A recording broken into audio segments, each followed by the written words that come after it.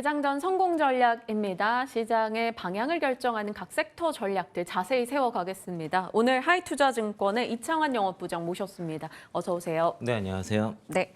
많은 분들이 2차 전지 쪽에서 지금 가장 궁금해하는 것은 에코프로 머티 이야기가 될 것 같습니다. 첫날 공모가 대비 58% 올랐고 어제 또 상한가로 끝이 났어요. 첫날엔 2차 전지 종목들의 수급을 조금 빼앗아가는 느낌이 있었다면 어제는 2차 전지 종목의 밸류를 자극하는 흐름이었습니다. 이거 어떻게 평가하고 계십니까?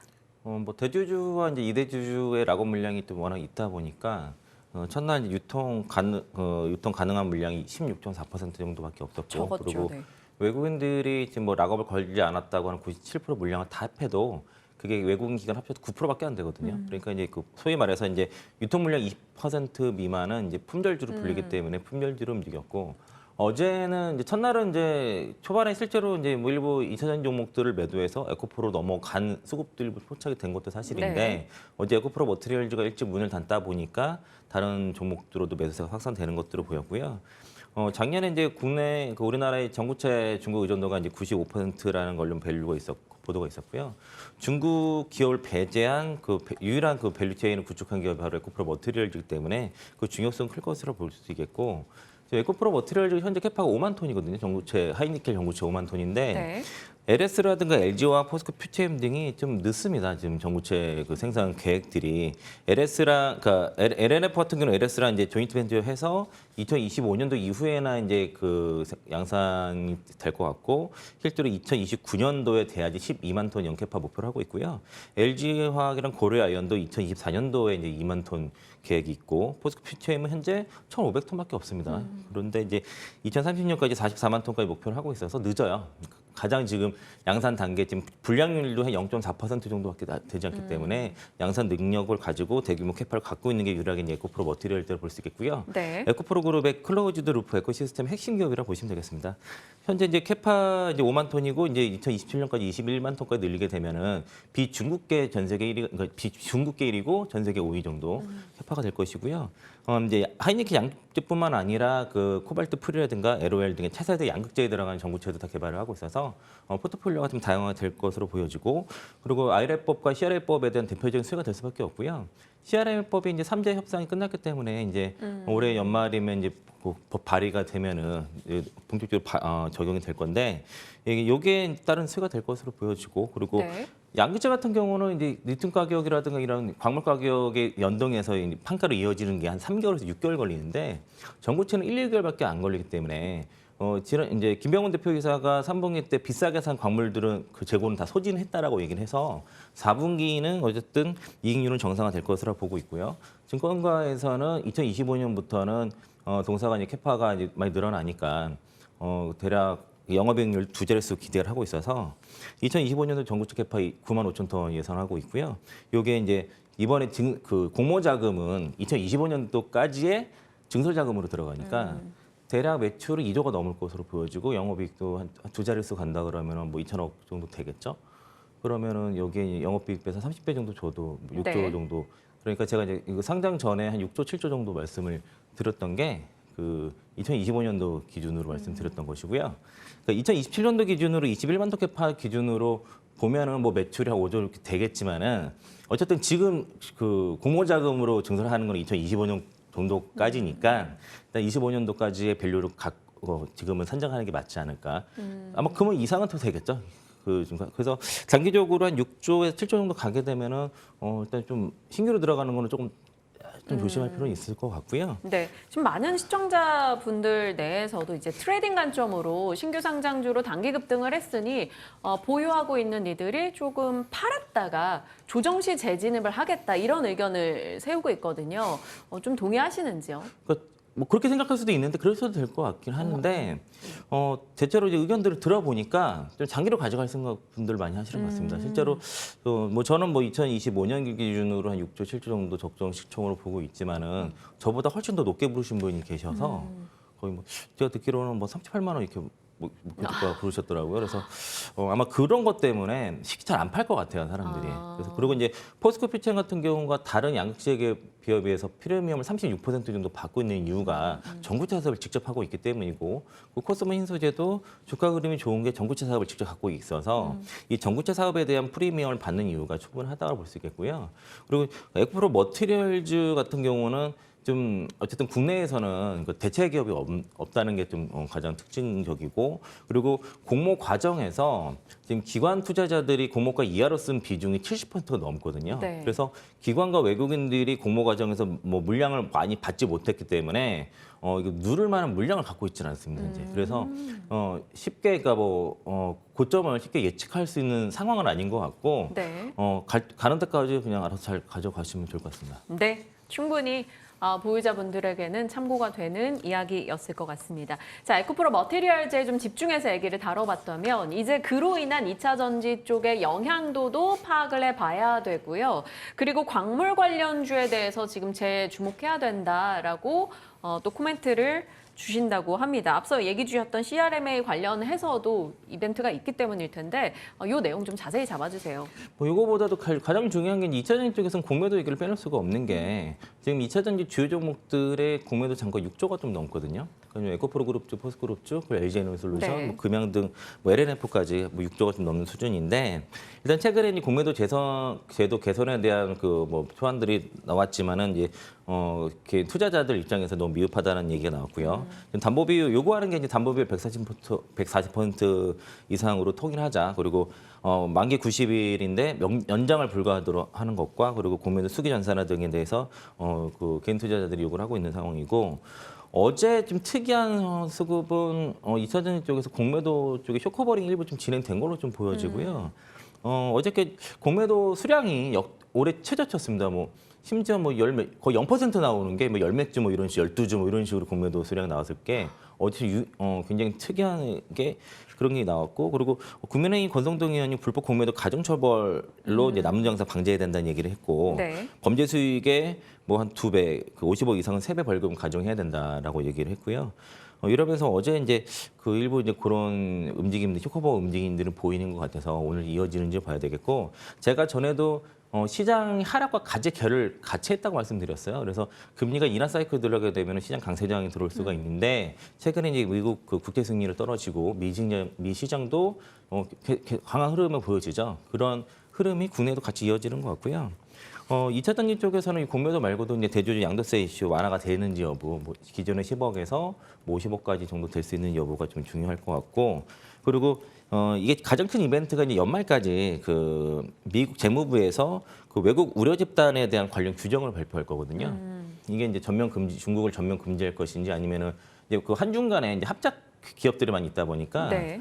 여기서 뭐 중국 지분을 25%를 할 것인지 아니면 50%할 것인지, 이게 어느 정도까지 되는지가 좀 중요할 거고, 낮을수록 아마 군대 기업한테 좀 더 유리한 흐름이 될 거라고 생각이 들고요. 아까 말씀드린 그 CRMA법 3자 그 협상 최종 합의가 되기 때문에 여기서 이제 그 16개 전략 원자재와 그 34개의 핵심 원자재가 선정이 됐는데, 어떤 특정 국가에 의해서 이제 2036까지 의존도를 이제 65% 이하로 낮추는 법안이 들어갔고, 그리고 재활용률이 이제 원래 15%에서 25% 확대됐기 때문에 이것 때문에 이제 광물 관련 종목들 다시 좀 잘 봐야 되지 않을까 네. 생각이 들고요. 그리고 이제 요게 이제 알루미늄이랑 합성 흑연도 전략 원자재에 추가됐었습니다. 없기 때문에, 그래서 알루미늄 관련 종목들도 좀 잘 봤으면 좋겠고, 그리고 EU가 지금 전기차 제재라든가 이제 이런 그 탈중국화 디리스킹 하나의 움직임들이 확인됐었는데, 이게 계속 지속적이 되는지를 확인은 필요할 것 같고, 굉장히 중요한 이슈가 내년도부터는 그 아이레법에 의거해서 전기차 구매자가 신차를 구매 시점에서 해공제를 바로 받습니다. 지난주부터 강조해 주셨죠. 네, 그 7,500달러고. 네. 지금 그래서 이제 그 미국의 OEM 기업들이 4분기에 출시하려고 했던 전기차 신차를 다 내년으로 미룬 이유도 네. UAW 파업 이슈와 더불어서 이런 이슈도 분명히 있었을 것 같고요. 배터리 가격이 떨어질 것 같으니까 싸게 배터리를 받아서 신차를 출시하고, 구매 시점에서 보조금을 받으니까 더 싸게 구매할 수 있으니까 그때 수요를 판매가 극대화될 자극하고. 수가 있을 것이고, 네. 뭐 스텔란티스라든가 GM이라든가 내년에 신차 사이클입니다.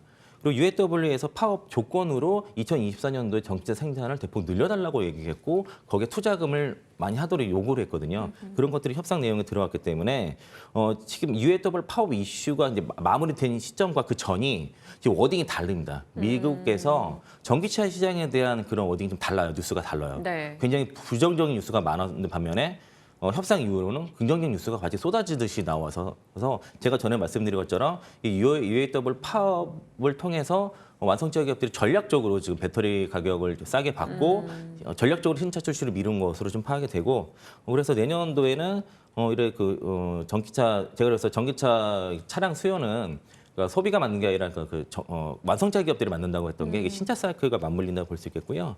그리고 그 내년도 이제 이슈가 에코프로 BM이라든가 에코프로 EM, 에코프로 머티리얼즈, 에코프로 이노베이션이 포항 공장의 준공이 쭉 예정되어 있고요. 올해 이번 달 말이나 다음 달 초에 준공이 지연됐던 포스코 필발 리튬 솔루션 네. 광양 리튬 공장 준공이 앞두고 있고 내년도에는 이제 아르헨티나 여모 리튬 공장 6월 달에 준공 예정이 있어서 그러니까 지금 공장 준공 일정들이 올해 연말부터 내년까지 주로 있기 때문에 다 재료가 될 수 있을 것 같고 그리고 추경호 기획재정부 장관이 연내 2차적인 산업 경쟁력 발표 방안을 발표하겠다고 전에 말씀했기 때문에 올해 안에도 이런 지원책도 나올 거라 보고 있습니다. 시장과 함께 밀려났고 또 그 단기적인 낙폭 과대 인식과 더불어 올라오고 있는 2차 전지 그 이상의 섹터에 대한 장기 방향 설정에 도움되는 내용들을 얘기를 해주셨습니다. 심플하게 두 가지만 추가 질문 드릴게요. 알루미늄주도 좀 주목하자 말씀 주셨는데 그러면 뭐 사마알미늄 이런 것처럼 알미늄 붙은 종목, 뭐 DI동이 이런 쪽인 거예요? 네, 그렇죠. 뭐 대표적으로 이제 가장 탑티어 경쟁력이 높은 기업을 그 중에 선별하면 될 것 같고요. 네. DI동일은 약간 대주주의 이슈가 있어서 그거는 좀 제외하시면 좋을 것 같고 사마알미 정도가 탑이지 않을까 싶습니다. 그렇고 또 2차 전지에 대해서 많은 분들이 지금 뭐 여지껏 끌고 오신 분들은 장기적으로 포트를 구성하고 있을 거란 말이죠. 그럼 그분들에게 뭐 2025년까지 끌고 간 가정 하에 지금 포트 탑 3를 좀 정리해 주실 수 있을까요? 변함은 없습니다. 그러니까 소재주 여전히. 위주로 보시면 좋을 것 같고요. 그러니까 소재 그리고 이제 부품 그리고 이제 배터리 셀 장비론 쪽인데 네. 그러니까 소재를 앞단으로 보시면 되겠고요. 그리고 소재 쪽에서도 여전히 리튬 가격이 좀 많이 떨어지긴 했지만 리튬과 이제 양극재 보시고 그리고 소재도 그 전에 양극재만 구조로 말씀을 드렸는데 전에 제가 이제 전액이랑 동박 쪽이라든가 알박 이런 쪽도 괜찮다 이제 네, 그런 맞아요. 같이 보시라 말씀드렸기 때문에 소재주 위주로 보시고 장비주 쪽은 전체적으로 좀 줄여 가시는 게 좋을 것 같습니다. 지금부터는. 그래서 장비주에서 소재주로 가시고 셀은 소재주에 충분히 투자하신 다음에 그래도 좀 남는다 싶을 때는 뭐 셀 그다음에 마지막 보시는 게 좋을 것 같습니다. 네, 알겠습니다. 2차 전지 전반을 둘러싼 이야기를 자세히 저희가 풀어봤고요. 이제 다른 섹터로 가본다면 오늘 조선 얘기도 살짝 해보겠습니다. 유가가 이틀간 올라오고 있고 수주 목표 금액을 초과했다라는 소식 등이 맞물리면서 또 이제 중국 부양에 대한 이야기 등이 나왔고요. 경기 민감주로서 조선주가 어제 강했습니다. 조선 섹터에 대한 이제 좀 강한 뷰 있으신지요? 그러니까 조선주 같은 경우에는 환율이 달러 강세일 때 주가 좋은 흐름이 있고 그 달러가 약세, 그러니까 원화 강세가 될 때 좀 대체로 약하거든요. 그 수주 금액이 크기 때문에 네. 그 환율이 높을 때 이제 매출이 올라가는 그런 구조라서 지금 다시 달러 약세 기조로 가기 때문에 그렇죠. 이제 좀 조정 나오는 흐름이 있고 대체로 해서 시장이 안 좋을 때 반등하는 흐름도 있습니다. 업황 개선세가 좀 굉장히 좀 장기화되고 있다 보니까 올해 실적 피크화되는 우려가 계속 발생을 했고요. 상반기보다는 하반기가 좀 느슨해질 수 있다는 우려가 있어서 주가도 이제 거기에 피크화된 우려로 인해서 조정을 받았는데 어느 정도 조정은 뭐 좀 마무리 구간으로 일단 바닥은 좀 다져진 것 같고 그리고 최근에 이제 신조선가가 11개월 연속 상승세가 나타났다는 것이 이제 그 조선사들이 선별적으로 선별 수주를 하고 있다는 것들이 확인된 것 같고 이러한 이제 신조선가에 대한 성과 강세는 뭐 상당히 아직까지 상당 기간 지속될 것으로 보여집니다. 다만 이제 최근에 이제 조선주의 문제가 또 승용공이 많이 이탈을 했다. 그러니까 급여가 적다 보니까 승용공 이탈했고 외국인 노동도에 의존을 많이 한다는 것들인데 이런 부분들은 좀 시간이 좀 필요한 문제인 것 같고요. 그리고 이런 인력 문제 같은 경우도 최근에 좀 완화 조짐을 보인다는 그 보고서가 있었고, 그리고 조선 3사 특히 한국조선해양, 삼성중공업, 하나오션 같은 경우가 뭐 수주잔고가 이제 모두 2, 3년치 이상의 수주잔고 유지하고 있다는 것에서 봤을 때는 수주잔고는 탄탄한데 이게 이제 올해보다 내년에 실적이 조금 좀 떨어질 수 있다는 우려는 좀 네. 분명히 있어서 주도주 역할을 하기는 좀 어렵기는 하지만 주가가 많이 조정을 받은 입장에서는 이제 반등 구간에 들어선 것 같은데, 근데 문제는 어제처럼 급등할 때 따라가면 물리세요. 그래서 좀 어제 올라갔으니까 뭐 하루 이틀, 2, 3일 정도 좀 조정 나올 때 접근하시는 전략은 괜찮겠다라고 말씀드리겠고, 그리고 특히 이제 뭐 삼성중공업이 수주가 제일 좋은 것 같습니다. 그래서 삼성중공업을 좀 개인적으로 토픽으로 보고 있고요. 그리고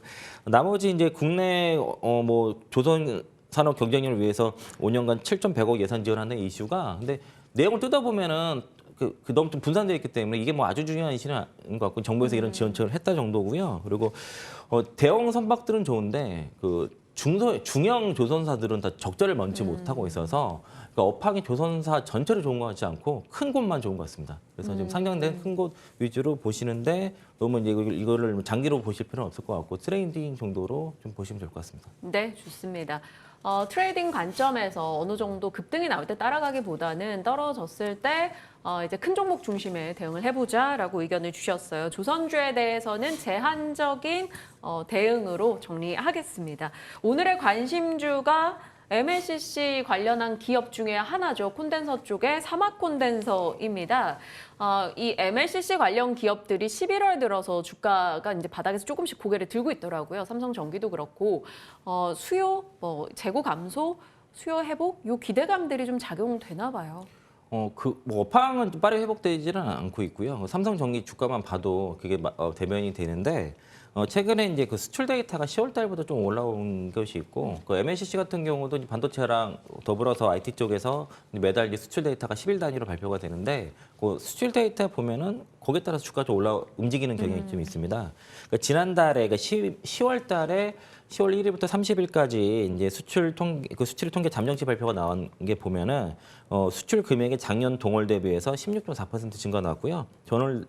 작년 그리고 수출 단가는 전월 대비해서 4.3% 증가 나와서 10월 달부터 일부 좀 회복세가 나타나고 있고, 그리고 그 11월 1일부터 10일까지 데이터를 보면은 수출 금액이 27.3% 전년 동월 대비 증가가 나왔고요. 그리고 수출 단가가 올라오는 게 중요한데 전년 동월 대비해서 9.4% 증가 나왔는데, 오늘 아마 20일까지 데이터 나올 겁니다. 그래서 20일까지 데이터 확인하고서 좀 더 끌고 갈지 아니면 비중 줄지는 판단하시면 좋을 것 같고, 그리고 그 사막콘센서 투자 포인트는 명확합니다. 그러니까 동사가 이제 수익성이 높은 전장 쪽으로 전장형 MLCC로 사업 구조를 이미 바꿨고 그 부분에 대한 매출이 좀 늘어난다는 것이고요.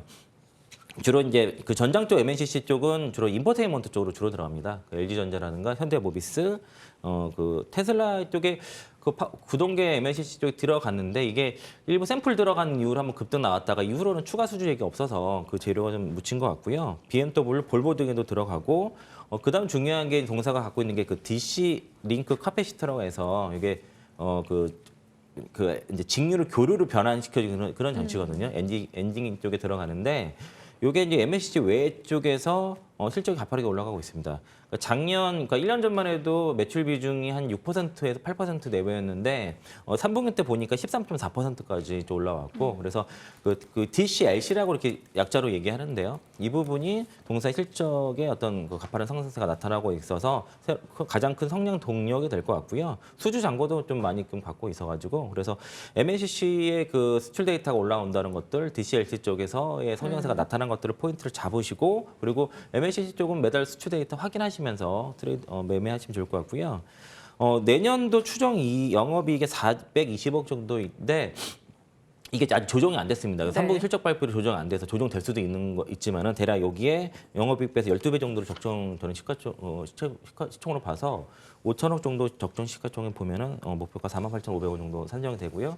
48,500원. 네, 매수가는 어제 종가 뭐 이하 정도 보고, 그리고 선저가는 32,000원 잡으시면 될 것 같습니다. 네.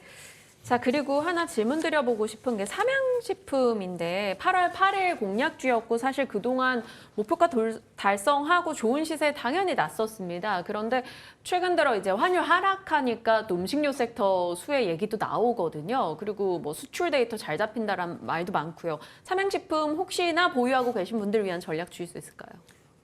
이때는 이제 그 경기가 이제 그 시장 반등 그러니까 성장이랑 반등 사이클로 들어갔기 때문에 이제 방어주의 성격 종목들 조정 나왔던 것 같고요. 최근에 시세가 나왔던 것만큼은 어느 정도 반납을 해서 다만 이제 수출이나 이런 것도 다 좋은데 네. 이제 그 트렌드가 이제 그런 종목들에서 이제 다시 기술주 성장주 쪽으로 좀 자금 이동하는 측면이 있으니까 지금 좀 반등 올라갈 때 좀 포트 교체하는 쪽으로 보시면 될 것 같습니다. 네, 좋습니다. 시장 전반에 대한 이야기 그리고 말씀 주셨던 종목들에 대해서도 질문을 좀 추가적으로 나눠봤습니다. 하이투자증권의 이창환 영업부장과 풀어봤네요. 말씀 고맙습니다. 네, 고맙습니다.